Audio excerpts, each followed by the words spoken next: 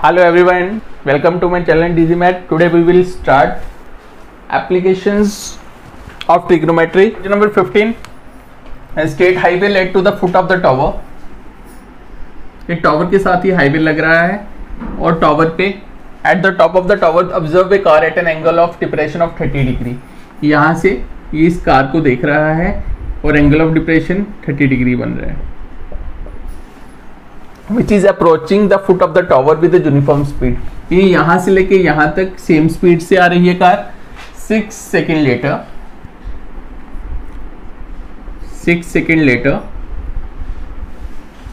The angle of depression of the car is found to be 60 degree.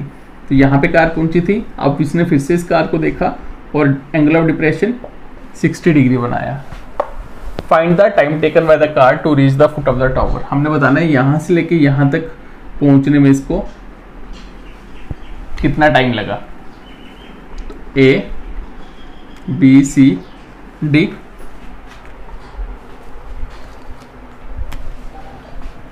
तो let time taken by the car to reach the foot the foot of the tower v x second in right triangle. सबसे पहले right triangle छोटी वाली कौन सी है, A B C. tan of 60 degree perpendicular upon base. tan of 60 degrees under root 3. Perpendicular क्या दिया हुआ आपको, A B upon B C. Base क्या B C. Root 3 equals to A B upon B C. अब B सी की value क्या आ जाएगी, अब यहां से बी सी की वैल्यू निकाल लो. B C equals to A B upon root of 3. ये डिस्टेंस आ गया बी से लेके सी तक का. उसके बाद बड़ी वाली ट्रायंगल कौन सी है, in right triangle A B D. tan of बड़ी वाली ट्रायंगल का एंगल 30 डिग्री है. tan 30 degree is equal to perpendicular upon base. tan 30 degree की वैल्यू क्या, 1 upon root of 3. Perpendicular is A B upon D B. ये जो दिया हुआ है ये हमें टाइम दिया हुआ है, ये हमारे पास टाइम है. लेकिन हम जो ये निकालेंगे ये डिस्टेंस है, ये डिस्टेंस है. ये चीज का ध्यान रखना इसमें. अब हमने डीसी निकालना है. अब डीबी आपके पास यहां से लेके यहां तक पूरा आया हुआ है. 1 upon root of 3 A B upon, अब ये है DC plus CB. DC plus CB equals to A B under root 3. अब सी बी की वैल्यू आई है आपके पास A B upon root 3. A B upon root of 3 equals to A B under root 3. D C is equal to A B root 3 minus A B upon root of 3. D C is equal to, इसके नीचे कुछ नहीं है, 1 root 3 LCM. Root 3 को 1 से करेंगे root 3 3 A B हो जाएगा minus A B. D C की वैल्यू आपके पास आ गई 2 A B upon root of 3. अब ये चीज जो डिस्टेंस मैंने लिखा था, डी से लेके सी तक का डिस्टेंस आपके पास है 2 A B upon under root 3. और सी से बी तक का जो डिस्टेंस है वो है A B upon root of 3. अब आपको टाइम निकालना है. तो सबसे पहले आपको डिस्टेंस भी दिया है, ये आपको टाइम भी दिया हुआ है. इधर लिख रहा हूं मैं, distance from D to C is equal to 2 A B upon under root 3. और टाइम, कितना टाइम लगा, time taken from D to C. D से सी तक जाने के लिए उसको 6 सेकेंड का टाइम लगे, 6 सेकेंड। तो स्पीड किसके बराबर होती है? Distance upon time. Speed is equal to distance है 2ab upon √3 upon time is 6। Speed is equal to 2ab upon √3, 6 upon 1 होगा, उल्टा करेंगे तो 1 अपॉन 6 आ जाएगा। 2 1 ज़ा 2, 2 3 ज़ा 6। ये आ गया आपके पास ab अपॉन 3√3। तो मतलब इसकी कार की जो स्पीड है, यहां पे मैं इसके बारे में लिख देता हूं। स्पीड ऑफ कार हमारे पास आ रही है ab अपॉन √3। ये स्पीड ऑफ द कार है। अब इसका यूज करना है हमने।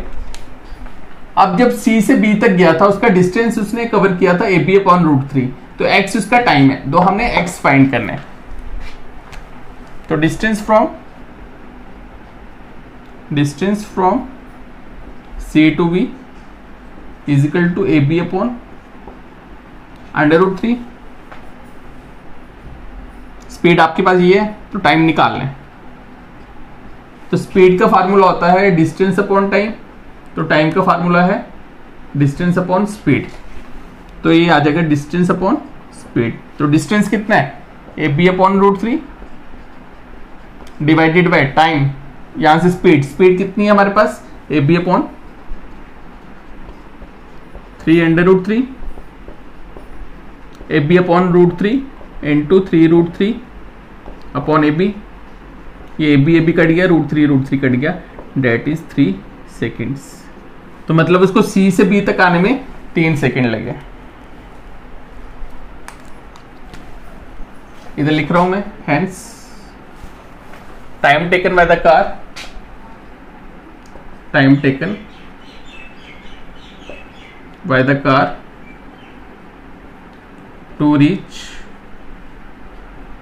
The foot of the tower equals to 3 seconds. Next, question number 16. The angle of elevation of the top of the tower from 2.88 distance of 4 meter and 9 meter from the base of the tower. Given दिया हुआ आपको tower, इसकी height हमें नहीं पता, ये हमने find करनी है। Prove that the height of the tower is 6 meter. हमने इसकी हाइट 6 मीटर प्रूव करनी है। तो मैं इसको भी h ले लेता हूं। यहां से 2 पॉइंट का डिस्टेंस है, एक का 4 और दूसरा पॉइंट है यहां से यहां तक, जिसका डिस्टेंस है 9 meter. A, B, C and D। उसके बाद from the base of the tower and in the same straight line with it are complementary. जो इसका एंगल बन रहा है, एंगल ऑफ एलिवेशन है, तो यहां से इस टॉवर के टॉप को देख रहा हूं, तो angles are complementary. Complementary angles कौन से होते हैं? कंप्लीमेंट्री एंगल्स कौन से होते हैं? Sum of two angle is 90 degree, जिसका सम 90 डिग्री होता है। अगर एक एंगल हम थीटा लेंगे, एक एंगल अगर हमारे पास थीटा आएगा, तो दूसरा एंगल क्या आएगा? थीटा एंड 90 माइनस थीटा, तो दूसरा ऑटोमेटिकली 90 माइनस थीटा हो जाएगा। तो यहां से जब मैं इसके टॉप को फिर देख रहा हूं, यहां से एंगल ऑफ एलिवेशन बन रहा है 90 डिग्री माइनस थीटा। तो आपको प्रूव करना है AB जो हाइट ऑफ द टॉवर है वो 6 मीटर आना चाहिए। तो इन राइट ट्रायंगल, छोटी वाली ट्रायंगल है हमारे पास ABC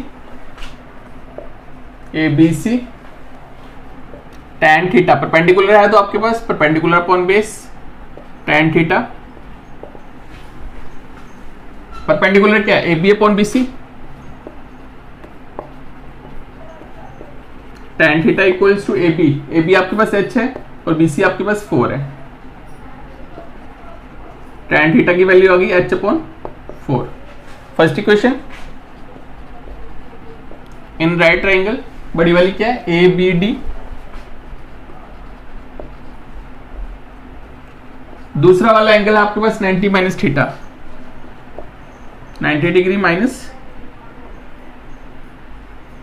theta equals to perpendicular is A B upon D B. आपने ट्रिग्नोमेट्री में पढ़ा है tan of 90 minus theta that is equals to cot theta. तो कंप्लीमेंट्री एंगल्स में tan 90 minus theta cot theta हो जाता है।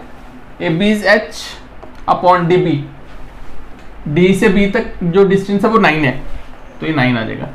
Second multiply equation first and second, we get tan theta into cot theta equals to h upon 4 h upon 9 tan theta into 1 by tan theta, क्योंकि cot theta जो tan का reciprocal होता है h into h square upon 9 4 जा 36, tan cut गया 1 is equal to h square of 36, तो h square is equal to 36, h is equal to plus minus under root of 36, h is equal to plus minus 6।